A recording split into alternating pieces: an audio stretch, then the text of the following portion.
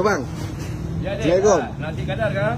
Nasi kandar boleh bang satu? Nak satu? Ha. Okey, kita ada nasi kandar lah. Ni kita pakai nasi rempah dia lah. Okey, nak tunjuk dia Oh lah. nasi kuning. Nasi kuning tapi dia masak dengan rempah tau. Oh. Ini buatan orang Penang adik ah. Oh mama orang Penang ah. Habis orang Penang adik. Penang harus sedap dia ah. Okey. Okey, kita masukkan kuah dulu lah. Kuah campur. Kuah campur. Ini kuah ikan dia.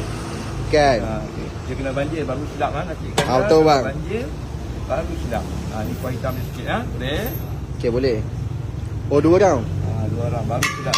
Okey. Yang penting nak dia nak ayam mana? Ayam ganja, ayam yang madu dan ayam goreng. Oh, kita ayam. 3 pilihan. Ayam ganja apa? RM9.90 je. RM9.9. RM9.9 ada apa je bang? Okey, ada ayam. Boleh pilih 3 jenis. Okey. Sayur, telur, ganji dan serbuk ayam. Oh kalau kita Memang sedap dik. Confirm sedap. Ayam ganja. Kalau tak sedap tak jual bang.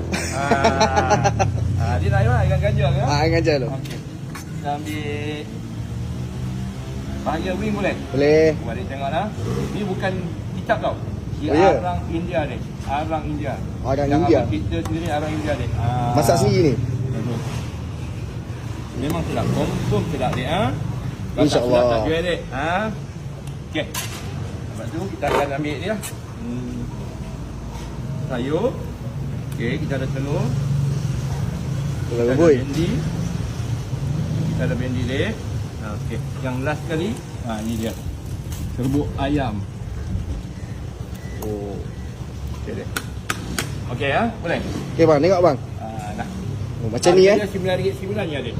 Confirm sedap dan Oh. harus datang dan harus cuba. Bang, kalau RM9.9 saya nak satu-satu lagi bang. Satu lagi. Okey, 3 jenis tu kita buat kat dia. Dia kuah semua sama dek. Portion dia pun sama semua dek. Yang kita tukar ayam saja. Boleh ya? Boleh. Okey, kita masuk kuah macam tadi jugalah.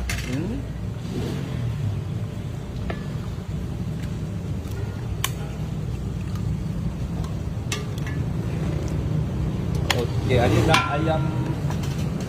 ayam madu kan? Ha. Okey, ayam madu kita masuk sikit ganja dia. Arang India. Boleh ya? Boleh. Buat yang mana sedap bang? Okey, baik. Adik ambil ni ya. Yang ini kita bagi ayam madu. Bahagian Thai boleh? Boleh. Dia sama je tapi tukar kepada ayam yang jenis lain je. Okay. Telur. Obis. Bendi. Okey, ni sedap sekali. Okey. Adik. Muai. Lagi satu ke? Ni abang buka hari-hari je? Di sini kita buka hari-hari. Dan kita tak cuti lah. Memang hari kata jam dia pukul 4 petang hingga 9 malam. Okey.